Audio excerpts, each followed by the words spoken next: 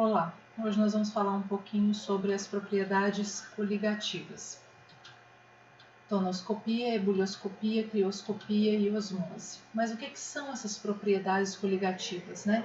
São as propriedades que percebemos quando adicionamos um soluto não volátil em um solvente. Então, na verdade, que diferença vai fazer na temperatura de ebulição, por exemplo, ou na temperatura de fusão de um material, de uma substância, quando adicionamos outra nela, quando em vez de ter essa substância pura, temos uma solução. Essas propriedades vão variar de acordo com a quantidade de soluto e não tem relação direta com a característica desse soluto, se ele é molecular, se ele é iônico, então não faz diferença.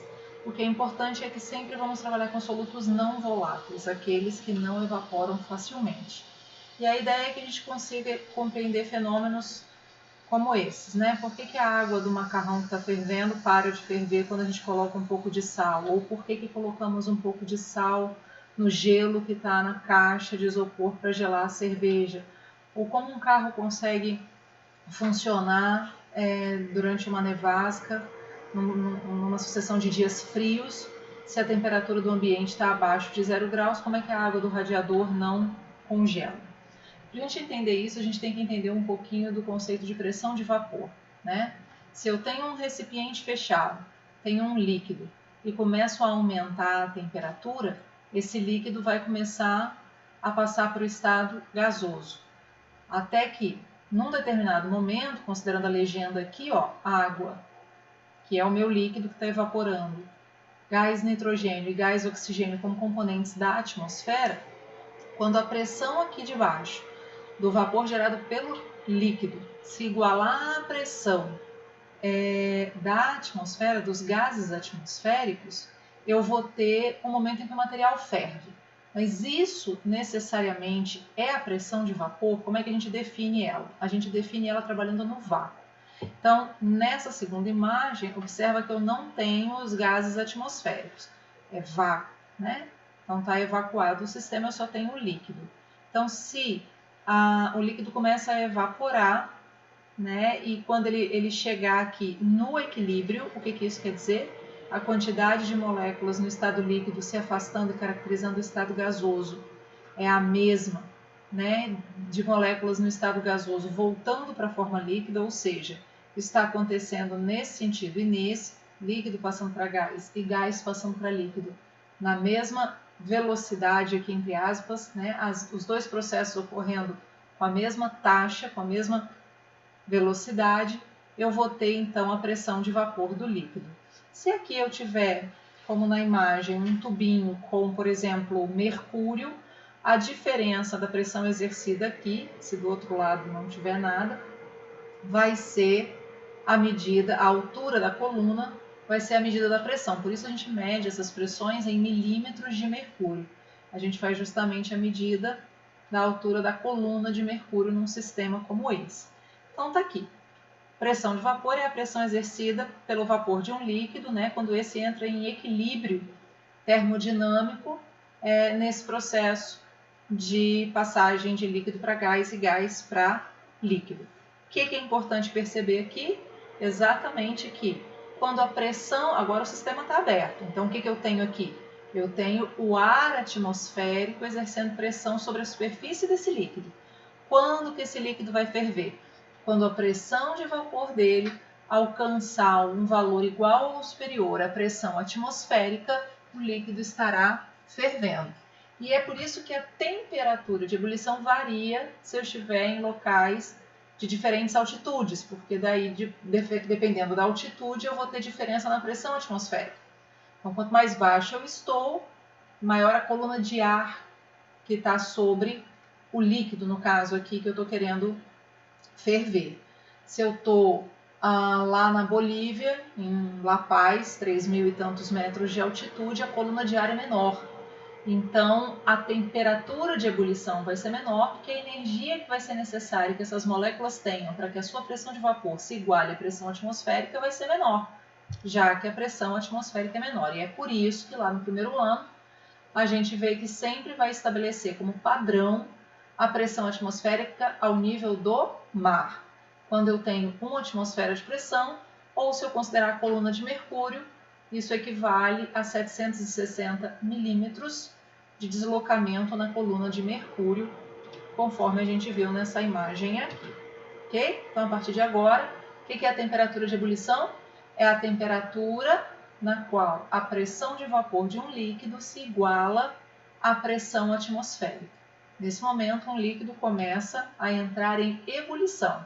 Evaporar, ele está evaporando antes, ok? Numa taxa maior ou menor, dependendo de algumas condições, como a superfície, né, a área de superfície desse líquido, então se está numa bacia ou num copinho, ou a temperatura, a questão da quantidade, da umidade do ar, ou seja, a quantidade de vapor de água que já tem nesse ambiente, tudo isso vai interferir. Isso é evaporação, fenômeno de superfície, está acontecendo em qualquer situação. Agora, a ebulição, só quando a pressão de vapor alcança a pressão atmosférica. E é por isso que numa mesma pressão atmosférica eu vou ter líquidos diferentes tendo temperaturas de ebulição diferentes. Então, no caso da água, somente quando tiver 100 graus Celsius, eu tiver ao nível do mar uma temperatura de 100 graus Celsius, é que essa curva aqui, ó, que representa a pressão de vapor da água, vai atingir um valor igual à pressão atmosférica ao nível do mar, 760 milímetros de mercúrio. Por isso, a temperatura de ebulição da água é 100. Mas o álcool tem forças intermoleculares, no caso o álcool que eu estou tratando aí é o etanol, ele tem forças intermoleculares menos intensas, porque ele vai estabelecer menos ligações de hidrogênio, uma molécula com a outra, do que a água. Ele só tem um OH. A água tem um OH para um lado, um OH para o outro, né? A gente já viu isso. Então, o que vai acontecer aqui? Vou precisar de menos temperatura para romper essas ligações de hidrogênio no etanol e igualar, portanto, a pressão de vapor dele à pressão atmosférica. Então, por isso, a temperatura de ebulição do etanol é 78,3 graus Celsius ao nível do mar. É a temperatura em que eu consigo igualar as pressões de vapor. Então, graficamente, né, o que eu vou observar? Tá aí tudo aquilo que a gente falou, né? Quando a pressão de vapor se iguala à pressão atmosférica, o líquido está em ebulição, né?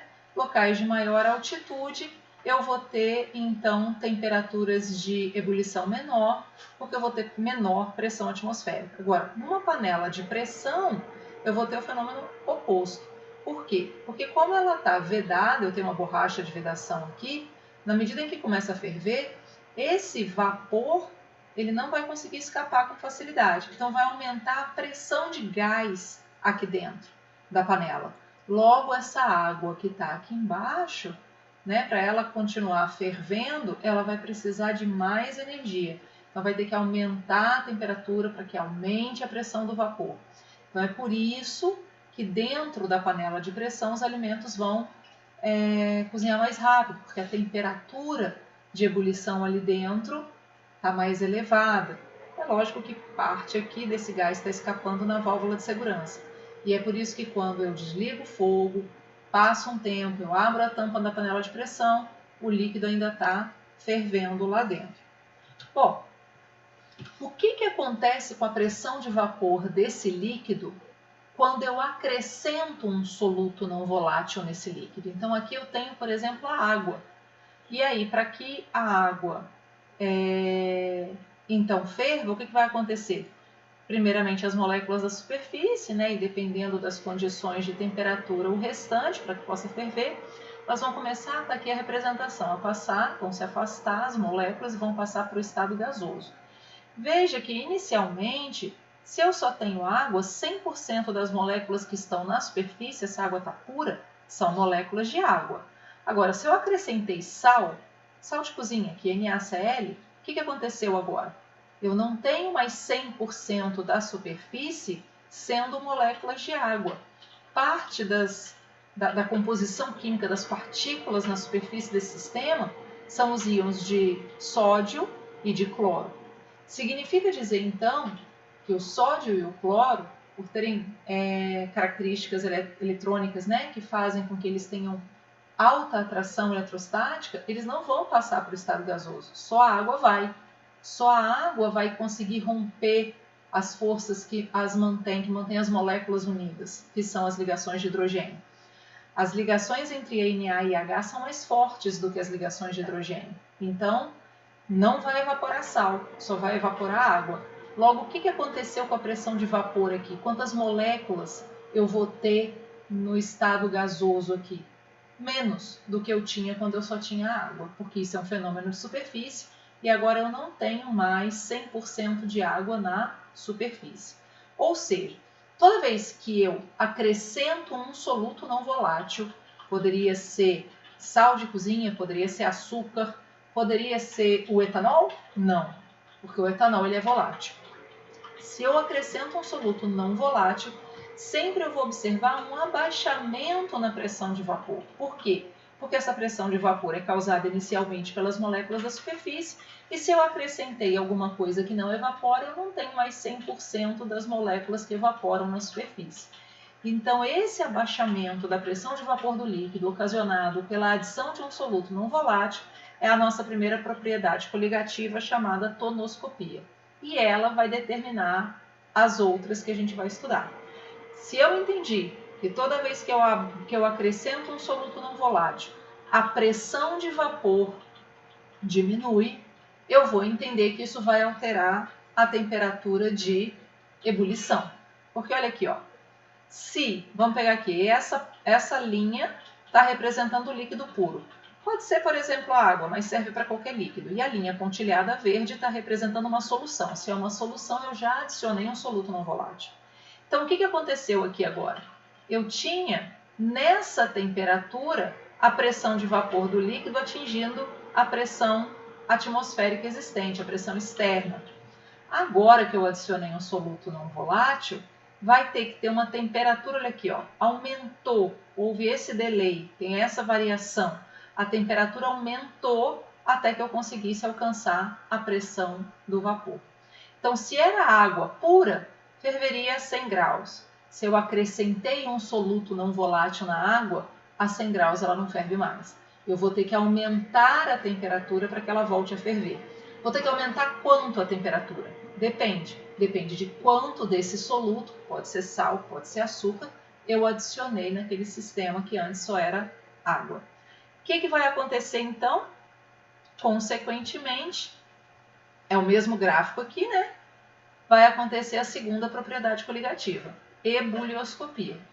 Se aumentou a pressão, se diminuiu a pressão de vapor do líquido, aumentou a temperatura de ebulição.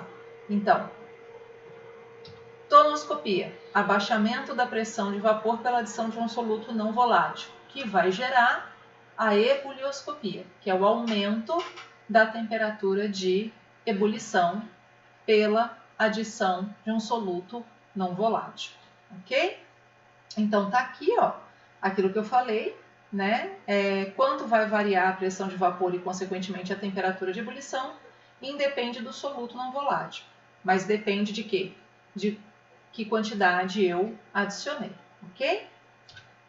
Bom, da mesma forma que eu vou ter um aumento na temperatura de ebulição, vai acontecer um abaixamento na temperatura de congelamento.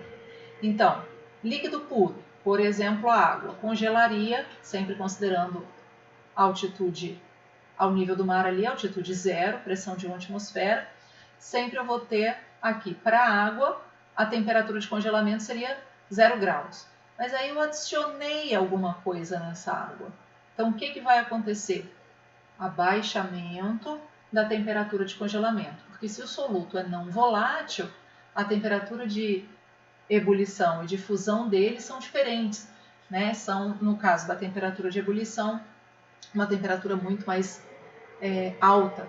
Isso vai interferir no comportamento da solução. Então, vai haver um abaixamento e esse abaixamento eu chamo de crioscopia. Da mesma forma, esse abaixamento ele vai abaixar quanto? De quanto é esse ΔT? De quanto é essa variação de temperatura para menor, para mais baixo? Depende do tanto de soluto que eu adicionei, ok? Não depende se eu adicionei sal, se eu adicionei açúcar. Qualquer soluto considerado não volátil vai fazer o mesmo efeito. Agora, quanto mais desse soluto eu coloco, maior é esse ΔT seja aumentando na ebulioscopia a temperatura, seja diminuindo na crioscopia a temperatura de congelamento.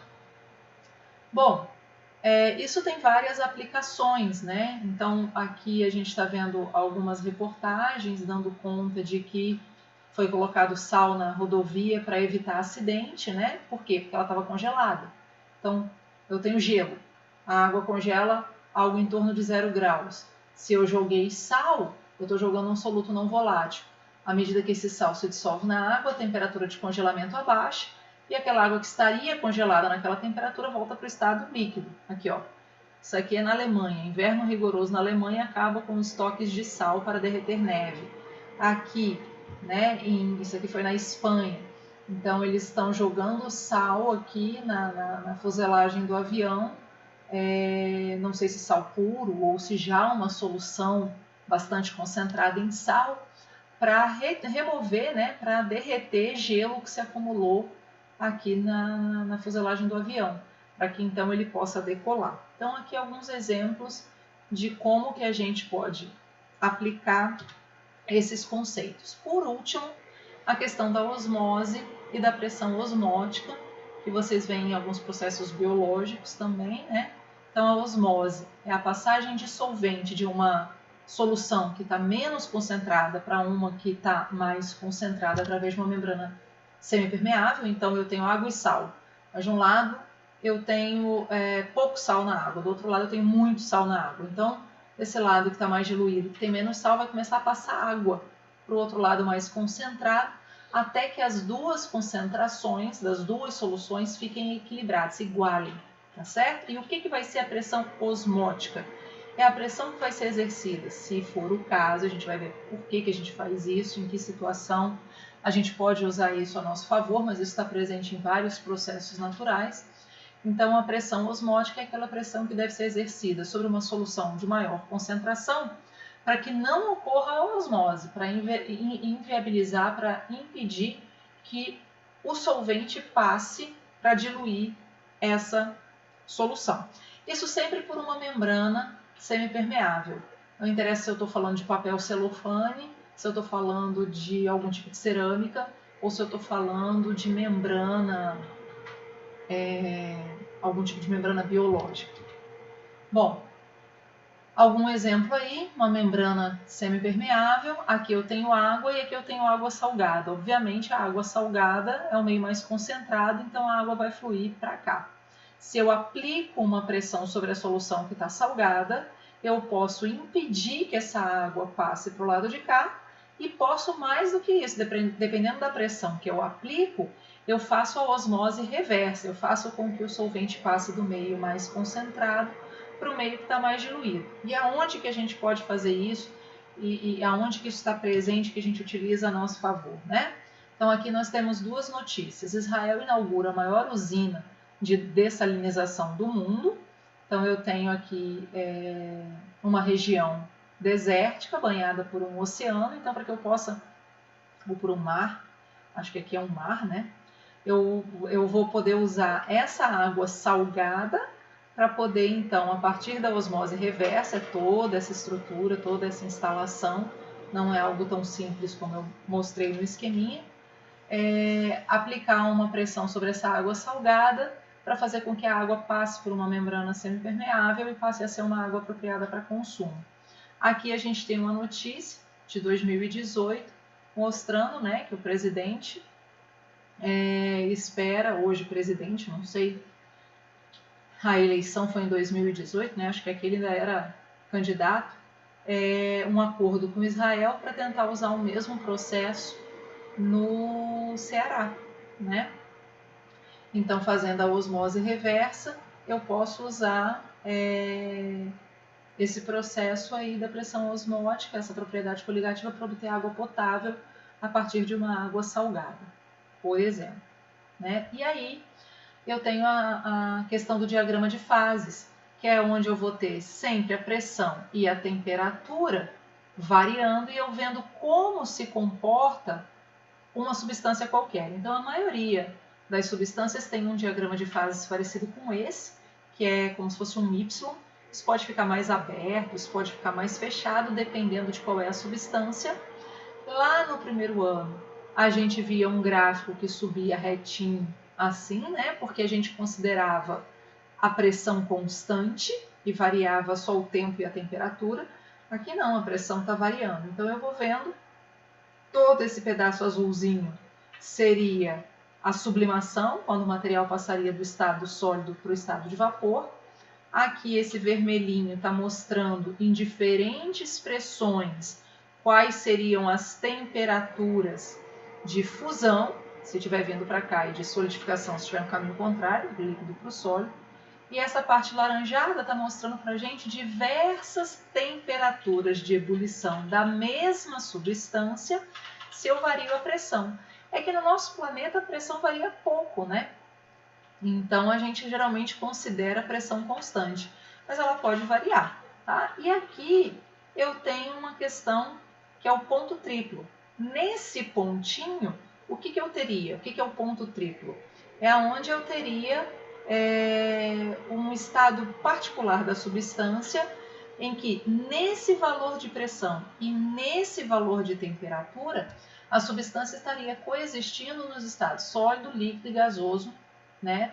Obviamente, coexistindo, está existindo ao mesmo tempo. E isso aqui é muito doido da gente pensar. Quando eu tenho um gelo que está derretendo, ele está nesse pontinho vermelho aqui, né? Eu tenho água líquida e eu tenho sólida ao mesmo tempo. O gelo está derretendo, a temperatura vai voltar a subir quando tudo tiver passado para o estado líquido, né? Então o sistema está ali com os dois estados. Aqui eu teria os três. O que acontece é que muitas vezes, nas condições ambientes do nosso planeta, eu não vou verificar esse ponto triplo aqui para a maioria das substâncias. Mas eu posso criar essa condição de temperatura e de pressão e observar esse material em equilíbrio coexistindo nas três fases. Bom, se eu considero o diagrama de fase, aqui está o líquido em vermelhinho, e eu acrescento um soluto não volátil, então agora eu tenho uma solução, o que vai acontecer? Isso aqui não vai mudar, essa parte, mas vai descer esse pedaço aqui, ó, que corresponde às temperaturas de congelamento em diversas pressões, e vai aumentar essas temperaturas aqui, que se referem às temperaturas de ebulição em diferentes pressões. Então aqui nesse gráfico eu estou vendo essa mudança para cá representa a crioscopia, essa mudança para cá representa a ebulioscopia e eu não vou ver alteração aqui na sublimação do material, ok? Isso são propriedades coligativas. E aí? Conseguem responder as nossas perguntinhas lá do começo? Espero que sim. Se não, estamos aí para tirar as dúvidas. Esse é o material consultado. Até a próxima.